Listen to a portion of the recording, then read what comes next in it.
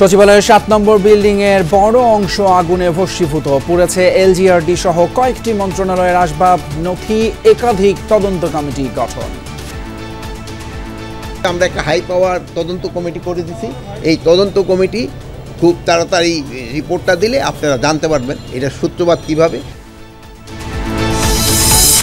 KPI স্থাপনায় মধ্যরাতে আগুন লাগা নিয়ে নানান প্রশ্ন। আমলে নেওয়া হয়নি সচিবালয়ে নতুন গেট করার নিরাপত্তা ঝুঁকি পরামর্শ। কেপিআইয়ের সাথে সংশ্লিষ্ট যারা আছেন প্রত্যেকের সাথে সমন্বয় করে প্রত্যেকটা হুমকি পর্যালোচনা করা হয় এবং সেই অনুযায়ী ব্যবস্থা গ্রহণ করা হয়। গেট করা হলো এবং গেটের উপরে ছাউনি দেওয়া হলো। এই ছাউনিটা যে এই টার্ন টেবিল ল্যাডারকে বাধাগ্রস্ত করছে সেটা জানানো হয়েছে।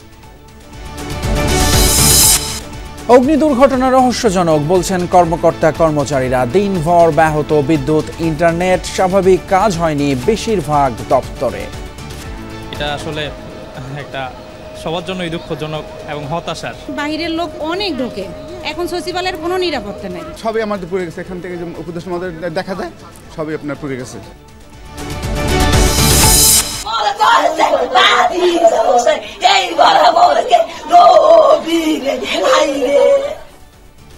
ফায়ার ফাইটার নয়নের মৃত্যুতে পরিবারে কান্নার রোল। ঢাকায় জানাজা শেষে মরদেহ নেওয়া হয়েছে রংপুরে গ্রামের বাড়িতে। বৈষম্যের অভিযোগে এবার 25 ক্যাডারের মানববন্ধন। উপসচিব পদে কোটা তুলে না দিলে আন্দোলনের হুঁশিয়ারি। এছাড়াও রাতের বাংলাদেশে আরও থাকছে। পূর্বাচলে প্লট দুর্নীতির অভিযোগে শেখ হাসিনা সহ পরিবারের 6 সদস্যের বিরুদ্ধে অনুসন্ধান শুরু। 6,000 কোটি টাকার অস্বাভাবিক লেনদেনে বিপুল নামে মামলা।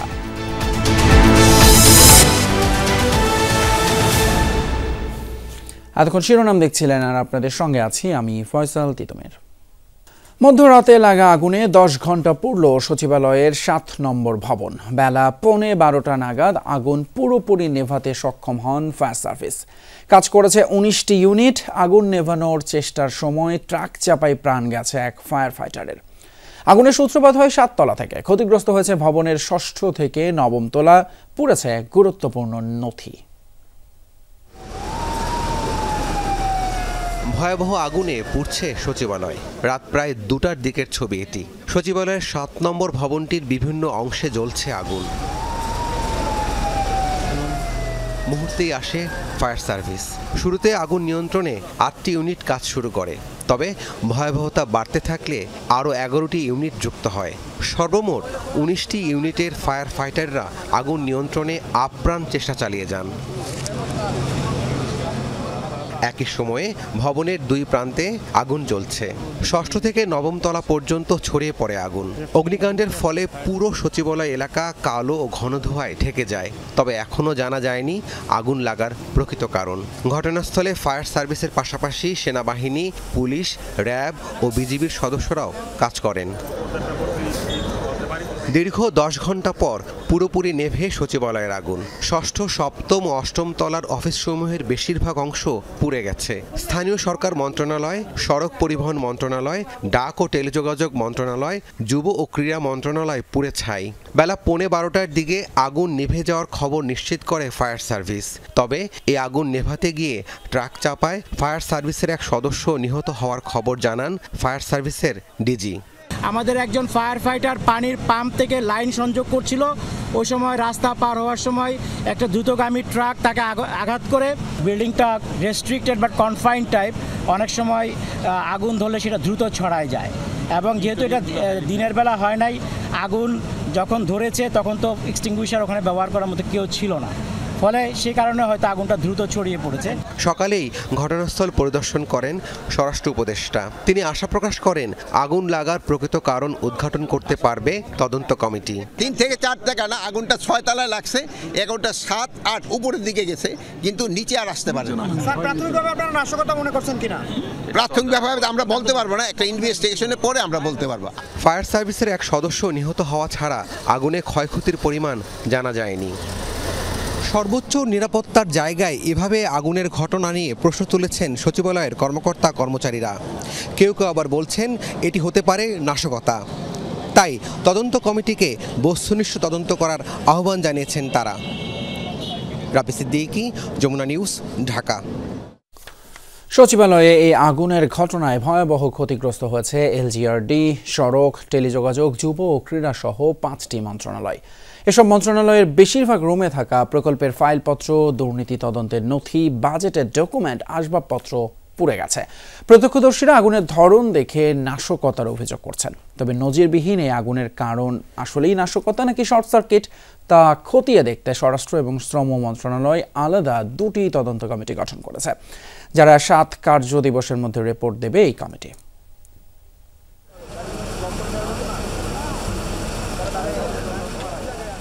প্রশাসনের প্রাণকেন্দ্র সচিবালয়ে বিভিন্ন মন্ত্রণালয়ের কার্যক্রম পরিচালিত হয় 11টি ভবনে। এর মধ্যে 7 নম্বর ভবনে ঘটে ভয়াবহ আগুনের ঘটনা। দীর্ঘ 10 ঘন্টার তৎপরতায় আগুন নিয়ন্ত্রণে আসলেও পুড়ে যায় ভবনের 4টি ফ্লোরের বেশিরভাগ রুম। সবচেয়ে বেশি ক্ষতিগ্রস্ত হয়েছে স্থানীয় সরকার মন্ত্রণালয়। বড় মন্ত্রণালয় হিসেবে পরিচিত এলজিআরডির 2 ফ্লোরের বেশিরভাগ রুমই পুড়ে গেছে। পুড়েছে সচিবের রুমও। এর উপরের ফ্লোরে টেলিযোগাযোগ উপদেষ্টার রুম সহ ক্ষতিগ্রস্ত হয়েছে যুব ক্রীড়া, সড়ক পরিবহন ও শ্রম মন্ত্রণালয়ের বেশ কয়েকটি কক্ষ। এতে দীর্ঘ সময়ের পুরনো নথিপত্র, প্রকল্প, বাজেটের গুরুত্বপূর্ণ ফাইল, কম্পিউটার ও আসবাবপত্র পুড়ে ছাই হয়েছে।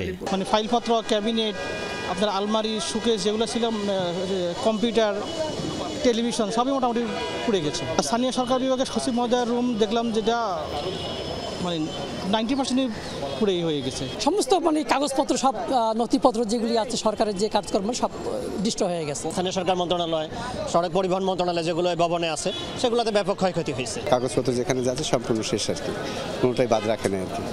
এটা পরিকল্পিত। যারা আগুনের ঘটনা পরিদর্শন করেছেন, দেখেছেন কাছে গিয়ে, তারা বলছেন আগুনের যে ধরন এতে নাশকতার ঘটনা উড়িয়ে দেওয়া যায় না। কেউ কেউ বলছেন একই ফ্লোরে 2টি ভিন্ন স্থানে আগুন সন্দেহের অন্যতম কারণ। আবার স্থানীয় সরকার ও টেলিযোগাযোগ মন্ত্রণালয়ে আগুনের ঘটনাকেও আমলে নিচ্ছেন তারা। কারণ এই 2 মন্ত্রণালয়ের দায়িত্বে 2 ছাত্র উপদেষ্টা নাহিদ ইসলাম ও আসিফ মাহমুদ। এলজিআরডি মন্ত্রণালয়ের কয়েক হাজার কোটি টাকার দুর্নীতির তদন্ত শুরুর কারণেই নাশকতা কিনা এ নিয়ে ভেরিফাইড পেজে স্ট্যাটাস দিয়েছেন উপদেষ্টা আসিফ মাহমুদ। ছাত্রনেতা সার্জিস আলমও অগ্নিকাণ্ডকে নাশকতা মনে করেন। বিভিন্ন প্রকল্পের যে বরাদ্দ দেওয়া হতো সেখানকার পিডি সহ সেখানে পুরো একটা কার্টেল করে সেখানে অর্থ লোপাটের প্রাথমিক প্রমাণ আমরা পেয়েছি এবং এর সাথে সাবেক মুখ্য সচিবেরও প্রাথমিক সম্পৃক্ততার প্রমাণ পাওয়া গিয়েছে। ফাইলগুলো ছিল মন্ত্রণালয়ে, সেগুলো ক্ষতিগ্রস্ত হয়েছে, কিন্তু যেহেতু পিরোজপুর জেলা পর্যায়ে সংগঠিত হয়েছে, জেলা থেকে আবার আমরা ফাইলগুলো রিকভার করতে পারবো। আগুনের সূত্রপাত এক জায়গা হলে ধরেন তার আশপাশ যদি পুড়ে যেত, কিন্তু দেখা যাচ্ছে যে বিল্ডিংয়ের এই মাথা থেকে ওই মাথা মাঝখান দিয়ে আগুন লেগেছে, আবার মাঝখান দিয়ে অনেকখানি পুড়েছে, আবার 2 সাইড পুড়েছে। আগুনের যে ধরন তাতে আমাদের কাছে মনে হচ্ছে যে স্বাভাবিক ঘটনা না, এর পেছনে ষড়যন্ত্র থাকতে পারে। 9তলা ভবনটিতে আগুন কিভাবে লেগেছে, কারণ কি, এর সাথে কেউ জড়িত কিনা তা তদন্তে 2টি কমিটি গঠন করা হয়েছে। স্বরাষ্ট্র ও শ্রম মন্ত্রণালয়ের আলাদা 2 কমিটি 7 কার্য দিবসের মধ্যে রিপোর্ট দিবে। দুর্যোগ ব্যবস্থাপনা উপদেষ্টা জানিয়েছেন আগুনের কারণ শর্ট সার্কিট নাকি নাশকতা তা খতিয়ে দেখে ব্যবস্থা নেওয়া হবে। এত সুরক্ষিত জায়গায় এরকম আগুন লেগেছে সেটা আমাদের সবাইকে তো উদ্বিগ্ন করেছে। তো আশা করছি যে পূর্ণাঙ্গ তদন্তের পরে এটা অতি দ্রুত এটার জানা যাবে। সূত্রপাতটা কীভাবে হয়েছে, আমরা একটা হাই পাওয়ার তদন্ত কমিটি করে দিছি। এই তদন্ত কমিটি খুব তাড়াতাড়ি রিপোর্টটা দিলে আপনারা জানতে পারবেন এটা সূত্রপাত কীভাবে এবং কেন এই ভয়টা সংগঠিত হয়েছে। কর্মকর্তা কর্মচারীরা জানান সচিবালয়ের ইতিহাসে এমন ভয়াবহ আগুনের ঘটনা নজিরবিহীন। তাই তদন্তের মাধ্যমে দ্রুত কারণ চিহ্নিত করা জরুরি। বলেন ফায়ার সার্ভিস দ্রুত উদ্ধার তৎপরতা চালাতে পারেনি, এর কারণ প্রবেশপথগুলো ফায়ারের গাড়ি ও লিডার উপযোগী নয়। আলমগীর স্বপন, যমুনা নিউজ, ঢাকা। সচিবালয়ে অগ্নিকাণ্ডের ঘটনায় জরুরি বৈঠক করেছে প্রধান উপদেষ্টা ডক্টর ইউনূসের নেতৃত্বাধীন উপদেষ্টা পরিষদ। বৈঠকে অগ্নিকাণ্ডের ঘটনা নিয়ে গুরুত্বপূর্ণ আলোচনা হয়েছে। পরে ব্রিফিংয়ে উপদেষ্টা সৈয়দা রিজওয়ানা হাসান জানান উচ্চ পর্যায়ের কমিটি কাজ করে 3 দিনের মধ্যে রিপোর্ট দেবে। সচিবালয়ে আগুনের ঘটনায় দিনভর ব্যস্ত সময় কাটান উপদেষ্টারা। এ নিয়ে বিকেলে প্রধান উপদেষ্টা ডক্টর মোহাম্মদ ইউনূসের সভাপতিত্বে জরুরি বৈঠকে বসেন উপদেষ্টা পরিষদের সদস্যরা। প্রধান উপদেষ্টার বাসভবনে এই সভার শুরুতে অগ্নিকাণ্ডে ফায়ার ফাইটার সোয়ানুর জামান নয়ন নিহত হওয়ার ঘটনায় শোক প্রস্তাব গৃহীত হয়। এ ঘটনায় গঠিত তদন্ত কমিটি ও সার্বিক পরিস্থিতি প্রধান উপদেষ্টাকে অবহিত করেন উপদেষ্টারা। প্রধান উপদেষ্টাও অগ্নিকাণ্ডের ঘটনা দ্রুত তদন্তের নির্দেশ দেন। উচ্চ পর্যায়ের কমিটি কাজ করে 3 দিনের মধ্যে প্রাথমিক রিপোর্ট দেবে এই অগ্নিকাণ্ডের ঘটনার বিষয়ে। সভাপতির দায়িত্ব পালন করবেন স্বরাষ্ট্র মন্ত্রণালয়ের সিনিয়র সচিব, সাথে থাকবেন সচিব গৃহায়ন ও গণপূর্ত মন্ত্রণালয়, আইজিপি, ফায়ার সার্ভিস এবং সিভিল ডিফেন্সের প্রধান, সশস্ত্র বাহিনীর একজন বিস্ফোরক বিশেষজ্ঞ। অগ্নিকাণ্ডে ক্ষতির একটি চিত্র তুলে ধরেন উপদেষ্টা আসিফ মাহমুদ। বলেন, মন্ত্রণালয়ের কাজ চলমান রাখতে কার্যালয়গুলোকে রিলোকেট করা হবে। 5টি মন্ত্রণালয়ের নথি পড়ে গেছে। মন্ত্রণালয় পর্যায়ে একটা কমিটি আমরা করেছি। সেই কমিটি কাজ করে একটা রিপোর্ট প্রদান করলে আমরা বুঝতে পারবো যে আসলে আমাদের কি পরিমাণ ক্ষয়ক্ষতি হয়েছে। কোন সরকারি বিভিন্ন দপ্তর যেখানে জায়গা খালি আছে সেই জায়গাগুলোতে রিলোকেট করার প্রক্রিয়া শুরু করেছি। রাতে সচিবালয় নিরাপত্তা ব্যবস্থা কি রকম ছিল তা নিয়ে জানান স্বরাষ্ট্র উপদেষ্টা।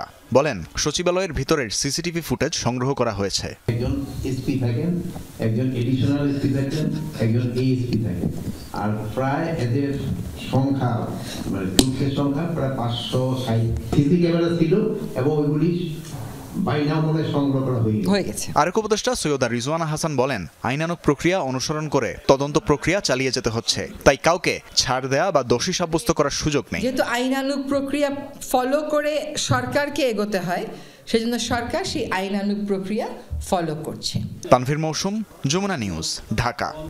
এবার একটা অন্য খবর। পিলখানা হত্যাকাণ্ডে সন্দেহভাজন যারা দেশের বাইরে আছে তাদের ফেরাতে উদ্যোগ নেওয়া হবে বলে জানিয়েছেন সরকার গঠিত তদন্ত কমিশন। সকালে পিলখানায় অনুষ্ঠিত কমিশনের প্রথম বৈঠক শেষে একথা জানান কমিশন প্রধান এবং বিডিআর-এর সাবেক মহাপরিচালক ALM ফজলুর রহমান। কমিটির 7 সদস্যের মধ্যে 6 জন উপস্থিত ছিলেন প্রথম সভায়। নির্ধারিত সময়ের মধ্যে একটি স্বচ্ছ এবং নিরপেক্ষ তদন্ত করতে সচেষ্ট বলে জানিয়েছেন কমিশন প্রধান। ইতিহাসের নির্মম নৃশংস ঘটনা পিলখানা হত্যাকাণ্ড। একটি আধা সামরিক বাহিনীর শৃঙ্খলা তলানিতে ঠেকে 57 সেনা কর্মকর্তা হত্যার মধ্য দিয়ে 5 আগস্টের পর পরিবর্তিত পরিস্থিতিতে দাবি ওঠে ওই ঘটনার নিরপেক্ষ তদন্তে কমিশন গঠনের। বিডিআর-এর সাবেক একজন মহাপরিচালককে প্রধান করে 7 সদস্যের কমিশন গঠন করে অন্তর্বর্তীকালীন সরকার। পিলখানায় ঢাকা সেক্টর সদর দপ্তরে কমিশনের প্রথম সভা। বৃহস্পতিবার সকালে অনুষ্ঠিত সভায় পরবর্তী করণীয় নিয়ে প্রাথমিক আলোচনা সেরে নেয় কমিশন। তবে সবার আগে কমিশন চেয়ারম্যান, সদস্যদের পদমর্যাদা, দপ্তর সহ বেশ কিছু বিষয় নির্ধারণ হওয়ার পরেই কাজ শুরু হবে বলে জানান কমিশন প্রধান। আমি বলেছি যে এই কমিশনের যিনি সভাপতি তার মর্যাদা হতে হবে একজন অ্যাডভাইজারের সমান, এবং আমার সঙ্গে যারা সদস্য রয়েছেন তাদেরকে আমরা অ্যাপিলেট ডিভিশনের, সুপ্রিম কোর্টের অ্যাপিলেট ডিভিশনের জাজের মর্যাদায় অভিষিক্ত করার জন্য আমরা আবেদন জানাবো। প্রশ্ন ছিল, আন্তর্জাতিক অপরাধ ট্রাইব্যুনালে এই সংক্রান্ত মামলা হয়েছে কদিন আগে, তাহলে মামলার কমিশনের তদন্ত সমন্বয় হবে কিভাবে? ক্রিমিনাল এবং ইন্টারন্যাশনাল ল সম্বন্ধে বিশেষজ্ঞ এবং সিভিল ল এবং মিলিটারি ল সম্বন্ধে বিশেষজ্ঞ, এইরকম 2 জন বিদেশি আইনজ্ঞকে আমাদের এই কমিশনের সঙ্গে সম্পৃক্ত করার জন্য আবেদন আমরা জানাবো। কমিশন প্রধান জানান, দেশি বিদেশি চক্রান্তের অভিযোগ আছে এই হত্যাকাণ্ড ঘিরে, তাই কমিশনের জিজ্ঞাসাবাদের আওতায় অনেকেই আসবেন তদন্তকালীন সময়ে। আমরা কোনো দেশকে আইডেন্টিফাই করতে চাই না, আমরা নিরপেক্ষভাবে নির্ভয়ভাবে আমরা অগ্রসর হতে চাই। আমাদের যে ফরেন মিনিস্ট্রি আছে, পররাষ্ট্র মন্ত্রণালয়, তাদের মাধ্যমে আমরা যোগাযোগ করব এবং প্রয়োজন হলে আমরা ওই দেশের সঙ্গে আলোচনা করে যদি এক্সট্রাডিট করা সম্ভব না হয় তাহলে আমরা টিম পাঠাবো সেখানে তাদেরকে টেস্টিফাই করার জন্য, তাদের স্টেটমেন্ট নেওয়ার জন্য। তদন্তের স্বার্থে যে কারো দেশ থেকে নিষেধাজ্ঞাও দিতে পারে কমিশন। বিডিআর হত্যাকাণ্ড তদন্তে সরকার গঠিত যে কমিশন, সেই কমিশনকে এত বড় একটি ঘটনা তদন্তের জন্য প্রাথমিকভাবে সময় দেওয়া হয়েছে 3 মাস। কিন্তু প্রশ্ন ছিল, এই 3 মাসে কতটুকু এগোবে এই কমিশন? অবশ্য কমিশন প্রধান বলছেন তারা চেষ্টা করবেন যতটুকু সম্ভব কাজ এগিয়ে নেওয়ার। যদি বাধা বিপত্তি থাকে সেগুলো কাটিয়ে পরবর্তীতে আরও সময় চাইবে কমিশন। রিয়াজ রায়হান, যমুনা নিউজ, পিলখানা, ঢাকা। আবার অগ্নিকাণ্ড প্রসঙ্গ। সচিবালয়ের মতো কেপিআই স্থাপনায় কিভাবে লাগলো আগুন? নেভাতেও লেগে গেল 10 ঘন্টা। প্রশ্ন উঠেছে কেন? অগ্নি নিরাপত্তা বিশ্লেষকরা বলছেন নির্বাপনের যথেষ্ট ব্যবস্থা ছিল না সচিবালয়ে। পানি আনতে হয়েছে বাইরে থেকে, আর নতুন গেট করার সময় নিরাপত্তা ঝুঁকির কথা বলা হলেও তা আমলে নেননি তখনকার কর্মকর্তারা। সচিবালয়ে আগুন নিয়ে ধূম্রজাল রয়েছেই। নির্দিষ্ট কয়েকটি মন্ত্রণালয়ে কেন আগুন লাগলো তা নিয়েও প্রশ্ন তুলেছেন অনেকে। কেউ কেউ এটিকে নাশকতা উল্লেখ করে এমনও বলছেন কেপিআই ভুক্ত এলাকায় এমন ঘটনা পূর্ব পরিকল্পিত। তাই স্বভাবতই প্রশ্ন আসতে পারে কেপিআই কি, কেন সচিবালয়কে কেপিআই ভুক্ত এলাকা বলা হচ্ছে। কেপিআই মানে কি পয়েন্ট ইনস্টলেশন, যা সরকার তথা দেশের গুরুত্বপূর্ণ স্থাপনাকে বলা হয়ে থাকে। কেপিআই নিরাপত্তা নীতিমালায় এর সুস্পষ্ট সংজ্ঞা দেওয়া হয়েছে, যেখানে বলা হয়েছে কেপিআই এমন সব স্থাপনা যা ক্ষতিগ্রস্ত হলে দেশের প্রতিরক্ষা সামর্থ্য বা জাতীয় নিরাপত্তা আর অর্থনীতি চরমভাবে বিপর্যয়ে পড়ে। নিরাপত্তা বিশ্লেষক ব্রিগেডিয়ার জেনারেল আবু নাঈম মোহাম্মদ শহীদুল্লাহ বলছেন কেপিআই এলাকাকে যতভাবে সুরক্ষিত রাখতে হয় ঠিক ততটা সুরক্ষা ব্যবস্থা ছিল না সচিবালয়ে। এ নিয়ে ফায়ার সার্ভিসের পক্ষ থেকে চিঠিও দেওয়া হয়েছিল, কিন্তু নেওয়া হয়নি কোনো ব্যবস্থা। সৌন্দর্য বর্ধনের জন্য গেট করা হলো এবং গেটের উপরে ছাউনি দেওয়া হলো। তো এখানে কিন্তু ফায়ার সার্ভিস পত্র দিয়েছেন বলে আমি জানতে পেরেছি যে এই ছাউনিটা যে এই টার্ন টেবিল ল্যাডারকে বাধাগ্রস্ত করছে সেটা জানানো হয়েছে। এই নিরাপত্তা বিশ্লেষকের মতে একটি সংস্থাকে এমন ঘটনার জন্য দায়ী করলে চলবে না, এখানে দায় অনেকের।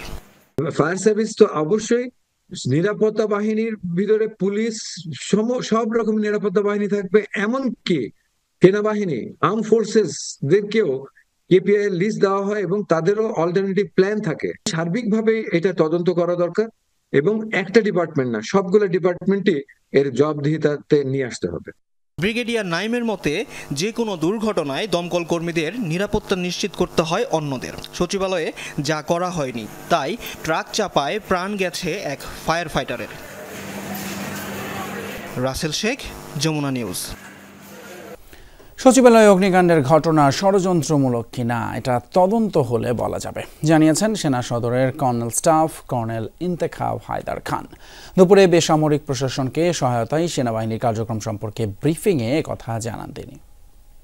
সচিবালয়ের আগুনের ঘটনাটা একদম কেবলই ঘটেছে, আপনারা জানেন। সো এটার ব্যাপারে ডিটেলসটা আমরা এখনো পাইনি, এটা পেলে আমরা বলবো। বাট গুরুত্বপূর্ণ স্থাপনায় হামলা, যেটা আমি অলরেডি বললাম যে বিভিন্ন কেপিআই এর নিরাপত্তার বিষয়টি অবশ্যই আমাদের দায়িত্বভুক্ত, এবং এটার বিষয়ে আমরা আজকে না, এটা অনেক আগে থেকে আমরা যখন থেকে সেনাবাহিনী মোতায়েন হয়েছে তখন থেকে আমরা প্রত্যেকটা আইন শৃঙ্খলা রক্ষাকারী বাহিনী এবং এইসব কেপিআই এর সাথে সংশ্লিষ্ট যারা আছেন প্রত্যেকের সাথে সমন্বয় করে প্রত্যেকটার হুমকি পর্যালোচনা করা হয় এবং সেই অনুযায়ী ব্যবস্থা গ্রহণ করা হয়।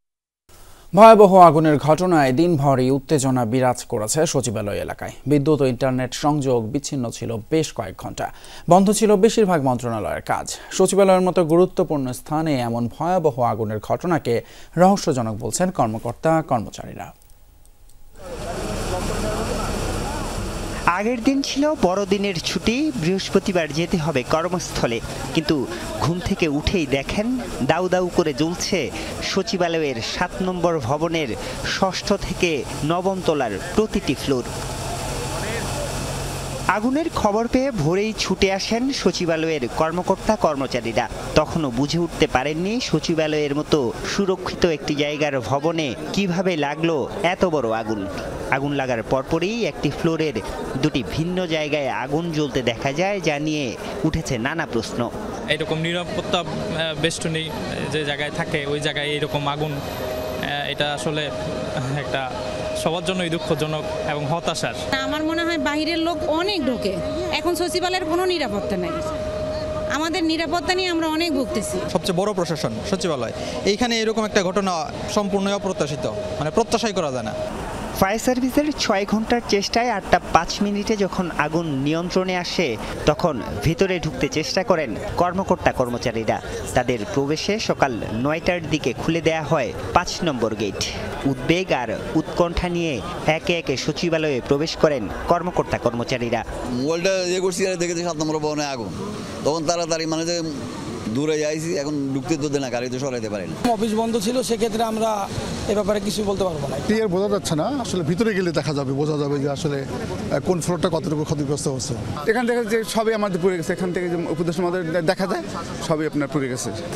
বেলা বাড়ার সাথে সাথে কর্মকর্তা কর্মচারীদের পাশাপাশি বাড়তে থাকে উৎসুক জনতার ভিড়। কেউ বলছেন নাশকতা, কেউ বলছেন আওয়ামী লীগ সরকারের অনিয়ম ঢাকতে পরিকল্পিতভাবে পোড়ানো হয়েছে নথি। সঠিকভাবে তদন্ত করবে রাষ্ট্র, তখন বোঝা যাবে যে আসলে এটা যদি কেউ ষড়যন্ত্র করে থাকে তাও সেটাও আসবে, আর যদি কোনো শর্ট সার্কিট বাইরে থাকে সেটাও আসবে। সবগুলো বাতি কিন্তু অফ করেই বের হয়, যেতে কোনো ইয়ে আছে কিনা, কিন্তু কিভাবে কি হলো সেটা নিজেই বলতে পারতেছি না। কিভাবে আগুন লাগছে সেটা তদন্ত করলে তারাই বলতে পারবে। কর্মকর্তা কর্মচারীরা ভেতরে প্রবেশ করলেও পুরো সচিবালয় ছিল বিদ্যুৎ এবং ইন্টারনেট সংযোগ বিচ্ছিন্ন, ফলে বেশিরভাগ মন্ত্রণালয়েই হয়নি নিয়মিত কার্যক্রম। দেশের প্রশাসনিক কেন্দ্র সচিবালয়ের মতো একটি জায়গায় এত বড় একটি আগুনের ঘটনা, সেটি কিভাবে লেগেছে কিংবা অন্য কোনো কারণ আছে কিনা সেটি হয়তো তদন্তে বেরিয়ে আসবে, কিন্তু এই আগুনের ঘটনা এই সরকারের জন্য বড় একটি ধাক্কা মনে করছেন সংশ্লিষ্টরা। আরিফুর রহমান সবুজ, যমুনা নিউজ, ঢাকা। ফায়ারফাইটার সোহানুর জামান নয়নকে চাপা দেয়া ট্রাকের চালক বেলাল হোসেন ওরফে সুমনকে ঘটনাস্থল থেকেই গ্রেপ্তার করেছে পুলিশ। আজ আদালতে তোলা হলে বিচারক তাকে কারাগারে পাঠান। এদিকে রাতে নয়নের মরদেহ পৌঁছেছে তার নিজ গ্রামের বাড়িতে। রাতে রংপুরের মিঠাপুকুরের আটপুনিয়া গ্রামে ফায়ারফাইটার নয়নের মরদেহ পৌঁছালে কান্নায় ভেঙে পড়েন স্বজনরা। নয়নকে এক নজর দেখতে ভিড় জমান প্রতিবেশীরাও। এ সময় তাকে গার্ড অফ অনার দেয় ফায়ার সার্ভিসের কর্মীরা। জানাজা শেষে পারিবারিক কবরস্থানে দাফন করা হয় তাকে। পরিবার জানায় কৃষক বাবার একমাত্র ছেলে ছিলেন নয়ন। বিয়ে হয়েছে বোন সীমা আক্তারের। উপার্জন শুরু করতেই সবকিছু যেন শেষ হয়ে গেল। পরিবারের উপর আছে ঋণের বোঝা। এলাকাবাসীর দাবি রাস্তা বন্ধ করে দিলেই ঘটত না এই দুর্ঘটনা। বিচারের পাশাপাশি ক্ষতিপূরণের দাবিও জানিয়েছেন তারা। সচিবালয়ে আগুন নেভানোর সময় বিকল্প পথে পানি আনতে গিয়ে ট্রাকের ধাক্কায় নিহত হন নয়ন। বাবা আমার খেয়াল নেই, বাপ বাবা সব আমি একবার আব্বা করি, আমার কলসা ঠান্ডা হয়। এখানে আগুন লাগলে তো রাস্তা প্রোটেক্ট দেওয়াই লাগবে। ওখানে মনে হয় পুলিশ কাজ করে নাই। পুলিশ যদি কাজ করতো তাহলে ওই ট্রাক যাইতো না ওখানে। এদিকে সচিবালয়ে অগ্নিকাণ্ডের ঘটনায় উদ্বিগ্ন বিএনপি। দলের নেতারা এই ঘটনায় জড়িতদের 24 ঘন্টার মধ্যে আইনের আওতায় আনার দাবি জানিয়েছেন। তারা বলেন, পতিত স্বৈরাচার সরকারের গুরুত্বপূর্ণ নথি চাওয়ার পরপরই অগ্নিকাণ্ডের ঘটনায় জনমনে নানান প্রশ্ন দেখা দিয়েছে।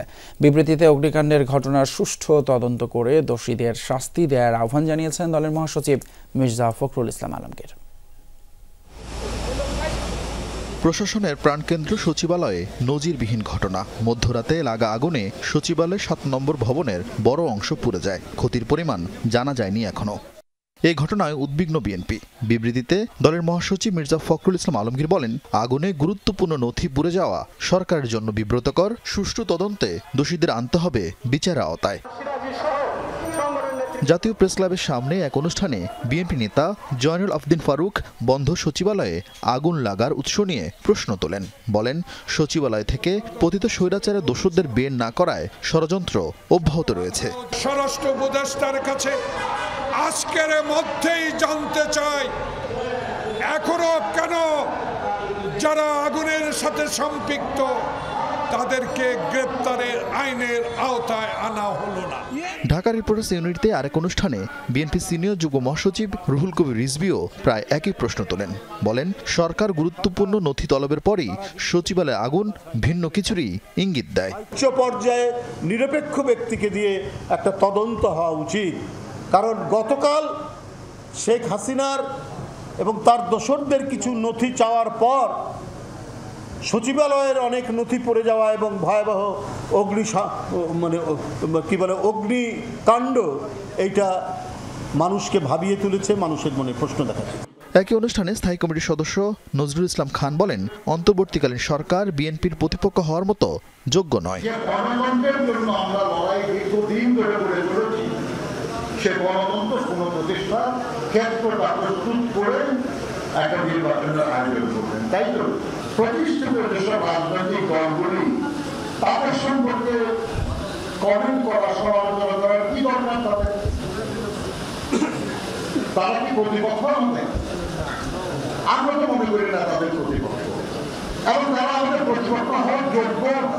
বিএনপি নেতারা বলেন, সাবধানতা ও রাজনৈতিক দলের মতামত উপেক্ষা করলে চক্রান্ত অব্যাহত রাখবে ষড়যন্ত্রকারীরা। মিথ্যা সমালোচনার মাধ্যমে। আরিফিন শাকিল, যমুনা নিউজ, ঢাকা। উপসচিব পদে কোটা ব্যবস্থা বিলুপ্তি করা না হলে দেশ জুড়ে আন্দোলন গড়ে তোলার হুঁশিয়ারি দিয়েছেন 25টি ক্যাডারের কর্মকর্তারা। হাজার প্রাণের বিনিময়ে নতুন বাংলাদেশ গড়ে উঠলেও খোদ প্রশাসনই কোটা পদ্ধতির ভূত বয়ে বেড়াচ্ছে বলে অভিযোগ করেন তারা। নিজেদের কর্মপরিবেশ নিশ্চিতে সকালে এক মানববন্ধন কর্মসূচিতে এসব কথা জানান বিভিন্ন ক্যাডারের কর্মকর্তারা। সকল পর্যায়ের কর্মকর্তাবৃন্দকে বৈষম্যহীন বাংলাদেশে প্রশাসন হবে মেধা নির্ভর, যেখানে থাকবে না কোনো কোটা, এমন দাবিতে খামারবাড়িতে মানববন্ধন করেন সিভিল সার্ভিসের 25টি ক্যাডারের কর্মকর্তারা। আন্দোলনকারী কর্মকর্তারা বলেন, ক্যাডারদের সিন্ডিকেটের কারণে 50 বছর ধরে বৈষম্য চলে আসছে প্রশাসনে। এমন কর্তৃত্ববাদী আচরণে দেশের মানুষ প্রকৃত সেবা থেকে বঞ্চিত হচ্ছে। যে ক্যাডার তার মন্ত্রণালয় সেবা দিবে এবং সেই ক্যাডারের মাঠ পর্যায় থেকে শুরু করে একদম টপ অফ দ্য পোস্ট সেই ক্যাডারের কর্মকর্তা নিয়ন্ত্রণ করবে। কোনো কিছু আমরা বিনা সংগ্রামে বিনা পরিশ্রমে আমরা পাইনি। আমাদেরকে সবাইকে ঐক্যবদ্ধ হতে হবে, মাঠে নামতে হবে। উপসচিব পদে কোটা বাতিল করে মেধা ও জ্যেষ্ঠতার ভিত্তিতে নিয়োগ নিশ্চিতেরও দাবি জানান তারা। কোটার আর কোনো স্থান নাই। আমরা মনে প্রাণে বিশ্বাস করি এই কোটা জাদুঘরে পাঠানো উচিত। আমাদের উপসচিব থেকে অনূর্ধ্ব পদগুলো প্রতিযোগিতামূলক পরীক্ষার মাধ্যমে সকল ক্যাডারের জন্য উন্মুক্ত থাকবে এবং আমরা সেই প্রতিযোগিতামূলক পরীক্ষার মাধ্যমে আমরা জনগণের প্রশাসনিক সেবা নিশ্চিত করতে চাই। মূলত উপসচিব পদে পদোন্নতিতে বিভিন্ন ক্যাডারের ক্ষেত্রে কোটা রাখার সুপারিশের সিদ্ধান্ত নিয়েছে জনপ্রশাসন সংস্কার কমিশন। সেই সাথে শিক্ষা ও স্বাস্থ্যকে ক্যাডারভুক্ত না রাখার সুপারিশ করার কথা রয়েছে। এই তথ্য সামনে আসার পরই গত 24 ডিসেম্বর 1 ঘন্টার কলম বিরতি পালনের মধ্য দিয়ে প্রকাশ্যে আন্দোলন শুরু করেন 25টি ক্যাডারের কর্মকর্তারা। 4 জানুয়ারি ঢাকায় সমাবেশের ঘোষণা দেন তারা। সেখান থেকেই আসবে পরবর্তী কর্মসূচির ঘোষণা। সুমাইয়া ঐশী, যমুনা নিউজ, ঢাকা। পূর্বাচল নতুন শহর প্রকল্পে সরকারি প্লট বেআইনিভাবে নিজেদের নামে করিয়ে নেয়ার অভিযোগে সাবেক প্রধানমন্ত্রী শেখ হাসিনা, শেখ রেহানা সহ তাদের পরিবারের 6 জনের বিরুদ্ধে অনুসন্ধান শুরু করেছে দুদক। এছাড়াও সাবেক বিদ্যুৎ প্রতিমন্ত্রী নসরুল হামিদের বিরুদ্ধেও মামলা করেছে দুদক। বিকেলে ব্রিফিংয়ে এসব তথ্য জানিয়েছেন সংস্থাটির মহাপরিচালক। ছাত্র জনতার অভ্যুত্থানে ক্ষমতাচ্যুত শেখ হাসিনার বিরুদ্ধে কেবল হত্যার অভিযোগেই মামলা হয়েছে 250 শতাধিক। অভিযোগ জমা পড়েছে আন্তর্জাতিক অপরাধ ট্রাইব্যুনালে। এবার তার বিরুদ্ধে দুর্নীতির অভিযোগের অনুসন্ধান শুরু করেছে দুর্নীতি দমন কমিশন দুদক। বিকেলে দুদকের এক ব্রিফিংয়ে সংস্থাটির মহাপরিচালক জানান, পূর্বাচলের প্লট অবৈধভাবে নিজেদের নামে করিয়ে নেয় হাসিনা, রেহানা সহ শেখ পরিবারের 6 জনের বিরুদ্ধে অনুসন্ধান শুরু করেছে সংস্থাটি। রাজনৈতিক বিবেচনায় সরকারের 13 ধারার ক্ষমতা বলে জনাব শেখ হাসিনা, সাবেক প্রধানমন্ত্রী, গণপ্রজাতন্ত্রী বাংলাদেশ সরকার ঢাকার বিরুদ্ধে ক্ষমতার অপব্যবহার, বিভিন্ন অনিয়ম ও দুর্নীতির মাধ্যমে রাজুকের ঊর্ধ্বতন কর্মকর্তাদের যোগ সাজসে নতুন শহর প্রকল্পের 27 সেক্টরের কূটনৈতিক জোনের 203 নং রোড হতে 10 কাঠা করে মোট 60 কাঠা 6টি প্লট বরাদ্দ নেয়ার অভিযোগের বিষয়ে অনুসন্ধানের সিদ্ধান্ত গৃহীত হয়েছে। এ সময় মহাপরিচালক জানান, 6000 কোটি টাকা অস্বাভাবিক লেনদেনের অভিযোগে সাবেক বিদ্যুৎ প্রতিমন্ত্রী নসরুল হামিদ বিপু, তার স্ত্রী ও সন্তানের বিরুদ্ধে 3টি পৃথক মামলা করেছে দুদক। সাবেক প্রতিমন্ত্রী হিসাবে কর্মরত থাকাকালীন সময়ে ক্ষমতার অপব্যবহার করে জ্ঞাত আয়ের উৎসের সাথে সঙ্গতিবিহীন 36 কোটি টাকারও বেশি মূল্যে স্থাবর সম্পদ অর্জন করেছেন এবং নিজ নামে 98টি ব্যাংক হিসাবে মোট 3181 কোটি টাকা জমা এবং 3180 কোটি টাকা উত্তোলনের মাধ্যমে অস্বাভাবিক লেনদেন এবং সন্দেহজনক লেনদেনের মাধ্যমে দুর্নীতি প্রতিরোধ আইন 1947-এর 5-2 ধারায় আজকে এই মামলাটি রুজু করা হয়েছে। প্রতারণা ও জালিয়াতির মাধ্যমে প্রশাসন ক্যাডারে চাকরি নেওয়ার অপরাধে মামলা হয়েছে নওগাঁ আত্রাই উপজেলার ইউএনও কামাল হোসেনের বিরুদ্ধে। রিয়াজ রায়হান, যমুনা নিউজ, ঢাকা। আগামীতে আনুপাতিক হারের প্রতিনিধিত্বের জাতীয় নির্বাচন চায় জামায়াত। দলটির আমির ডক্টর শফিকুর রহমান বলেছেন, নির্বাচনে যে দল যত ভোট পাবে সেই অনুপাতে প্রতিনিধি যাবে সংসদে। কোনো দল যদি 1% ভোটও পায় তাদেরও প্রতিনিধিত্ব থাকবে। খুলনার কয়রা উপজেলায় দলের কর্মী সম্মেলনে প্রধান অতিথির বক্তব্যে তিনি এসব কথা বলেন।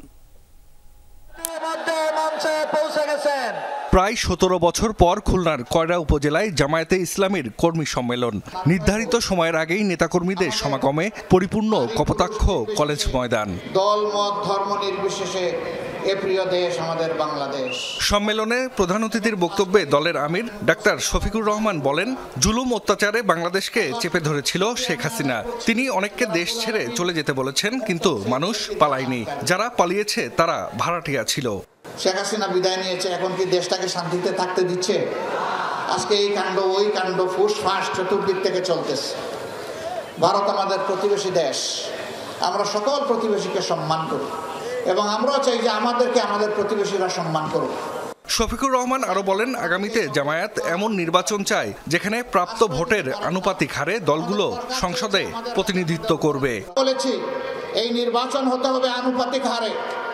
যে দল যত পার্সেন্ট ভোট পাবে সংসদে সেই দল তত পার্সেন্ট প্রতিনিধিত্ব করবে। এতে করে 1% ভোটও যদি কোনো দল পায় সেই দলের যোগ্য লোক থাকলে তারাও গিয়ে সংসদে প্রতিনিধিত্ব করবে ইনশাআল্লাহ। কারো হাতে কোনো নির্দিষ্ট দলের হাতে দেশ এবং ভোট এই দুইটা জিম্মি আর হওয়ার আশঙ্কা থাকবে না।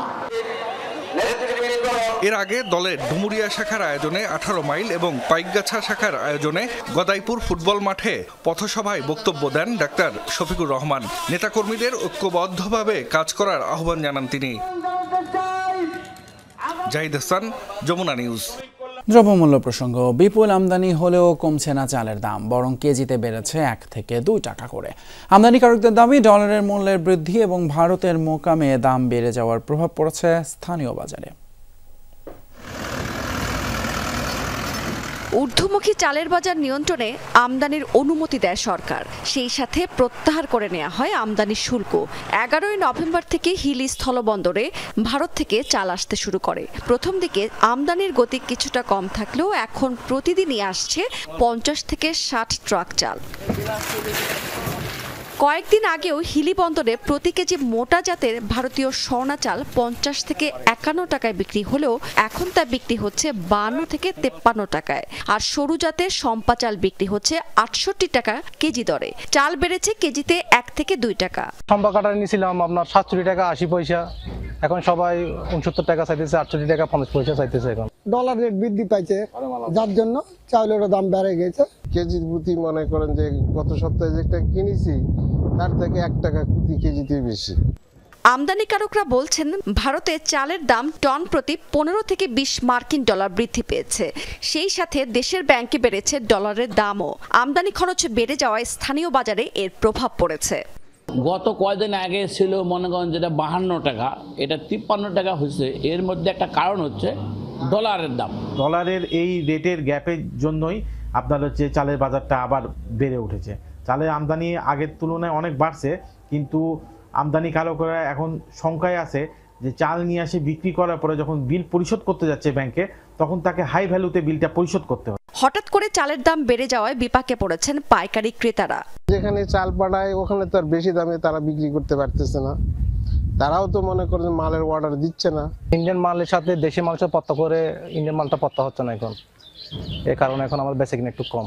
ভারত থেকে আমদানি করা এসব চাল সরবরাহ করা হচ্ছে ঢাকা, চট্টগ্রাম, সিলেট, ময়মনসিংহ সহ দেশের বিভিন্ন অঞ্চলে। রাবেয়া স্মৃতি, যমুনা নিউজ। সিলেটের জৈন্তাপুরে ভারতীয় সীমান্তে গুলিবিদ্ধ হয়ে এক বাংলাদেশি যুবক নিহত হয়েছেন। দুপুরে মিনাটিলা এলাকায় গুলিবিদ্ধ হয়ে মারা যায় জিঙ্গাবাড়ি গ্রামের বাসিন্দা মারুফ আহমদ। বিজিবি জানিয়েছে, দুপুরে মারুফ সহ কয়েকজন ভারতের ভেতরে খাসিয়াদের সুপারি বাগান এলাকায় প্রবেশ করে। তাদের মধ্যে দ্বন্দ্বের এক পর্যায়ে ভারতীয় খাসিয়া নাগরিক একনলা গাদা বন্দুক দিয়ে গুলি ছোড়ে। এ সময় গুলিবিদ্ধ হয় মারুফ। তাকে আহত অবস্থায় উদ্ধার করে সিলেট এমজি ওসমানী মেডিকেলে নিলে চিকিৎসক মৃত ঘোষণা করেন। এই ঘটনায় বিজিবির মিনাটিলা বিওপি তাৎক্ষণিকভাবে বিএসএফ রংটিলা বিওপিকে প্রতিবাদ জানিয়েছে। এদিকে অবৈধভাবে বসবাসের অভিযোগে ভারতে গ্রেপ্তার করা হয়েছে 27 জন বাংলাদেশিকে। অভ্যন্তরীণ নিরাপত্তা জোরদারে দিল্লি, মহারাষ্ট্র, কেরালা, আসাম, ত্রিপুরা ও পশ্চিমবঙ্গ জুড়ে চলছে অভিযান। মূলত অবৈধ বসবাসকারীদের ধরতেই এই অভিযান চালানো হচ্ছে। কর্তৃপক্ষ জানায় মুম্বাই থেকে 17 জন এবং পশ্চিমবঙ্গ রাজ্যের বিভিন্ন স্থান থেকে 10 জনকে আটক করা হয়। তাদের আশ্রয় দেওয়ার অভিযোগে গ্রেপ্তার হয়েছে 5 ভারতীয় নাগরিকও। অভিযানে চলাকালীন সময়ে অনুপ্রবেশকারীদের কাছ থেকে জাল নথিপত্র উদ্ধার করেছে পুলিশ। গেল 2 মাসে অবৈধভাবে প্রবেশের দায়ে ভারতের বিভিন্ন অঞ্চল থেকে 200-রও বেশি বাংলাদেশিকে আটক করা হয়েছে বলে দাবি দেশটির আইন শৃঙ্খলা বাহিনীর। এর সাথে শেষ করছি রাতের বাংলাদেশ। এতক্ষণ আমাদের সাথে থাকার জন্য ধন্যবাদ আপনাদের সবাইকে।